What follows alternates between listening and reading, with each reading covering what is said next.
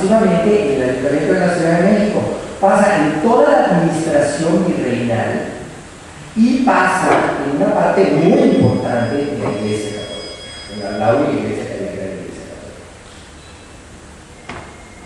Esto es, se expulsaron a los jesuitas y esos puestos había que llenarlos, porque la doctrina tenía que continuar. Y entonces pusieron a españoles peninsulares en el lugar de los jesuitas. Aquí hubo otro elemento que tiene que ver con la secularización de las parroquias, porque los historiadores llaman la secularización de las parroquias. Muchas parroquias, sobre todo de pueblos de indios, tenían el cura, era un fraile franciscano, Benito Agustino, lo que ustedes quieran, era un miembro de las órdenes regulares de la iglesia.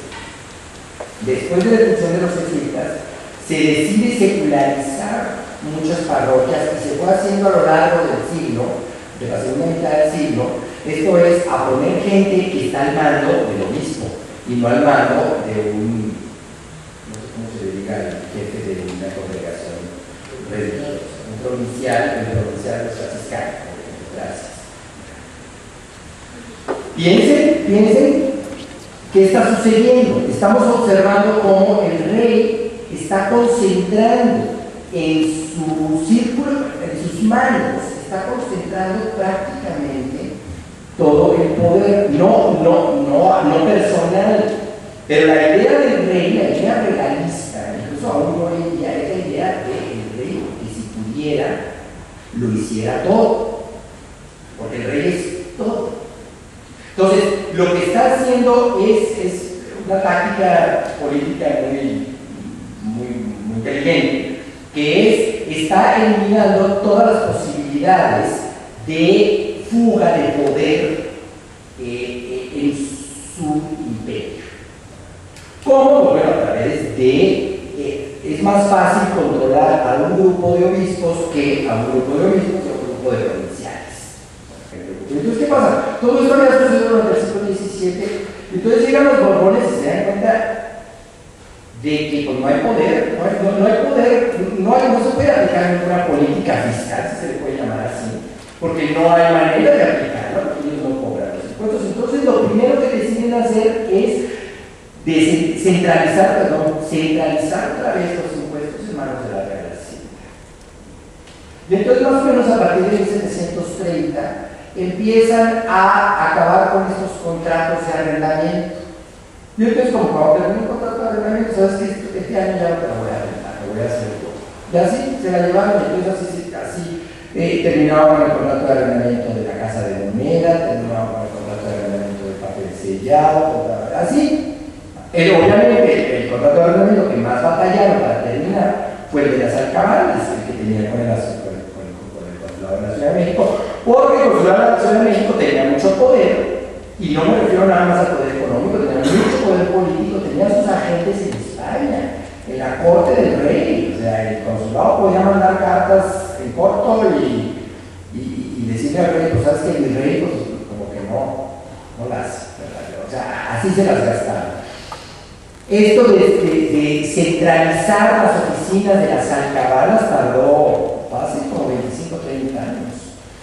Pero a final de cuentas se logró. De manera que para finales del siglo XVIII prácticamente todas las rentas de la Nueva España, las rentas fiscales de la Nueva España estaban en manos de la Real Hacienda de Nueva España. Ahora, impuestos en Nueva España había muchísimos. Los historiadores que saben hablan de entre 250 y 300 impuestos distintos que había, y que iba desde los impuestos a la minería, que daban mucho dinero, hasta los impuestos por peleas de gallos, los impuestos por nieve, los impuestos por bulas de Santa Cruz, no sé qué tantas cosas había. Entonces, en realidad había 4 impuestos importantes que son los que vale la pena ver muy someramente durante el siglo XVIII, y vale la pena verlos porque una vez que se centraliza la administración de estos impuestos, se empieza a sacar más dinero de la Nueva España. En realidad, la estrategia no sé si fue planeado, todo un proceso de transición estratégica, pero la estrategia inicial más o menos en los años 30 del siglo XVIII que empezó a dar muy buenos resultados económicos para 1770-80. El impuesto más importante, más grande, más jugoso que daba no les pagamos el impuesto a la minería.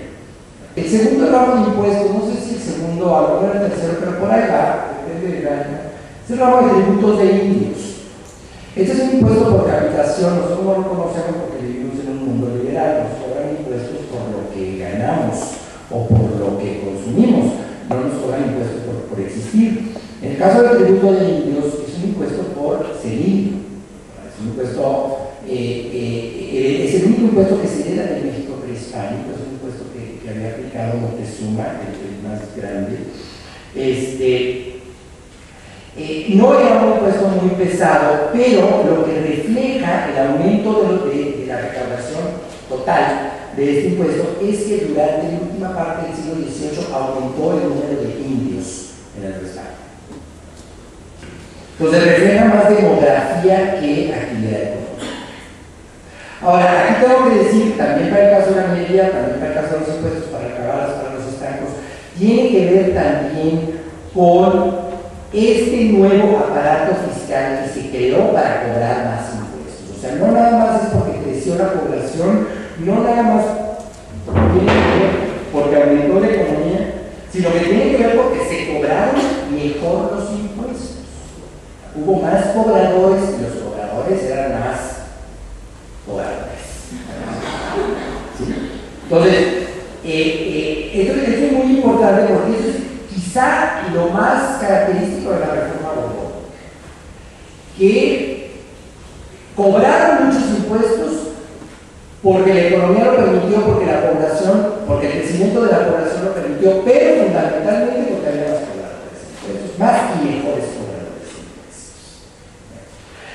Lo que estamos viendo, y no estoy diciendo que la guerra de independencia tenga un origen de carácter fiscal, pero lo que estamos viendo es, junto con este nacimiento del nacionalismo y con este abuso sobre los nobles, sobre los americanos, sobre los españoles americanos, lo que estamos viendo son las raíces de lo que tendremos que llamamos el proceso de independencia de México, la emancipación de México de España.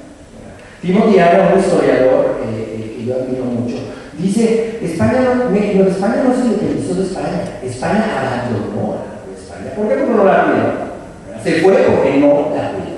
Y este no cuidarlo se origina precisamente en el periodo de la reforma.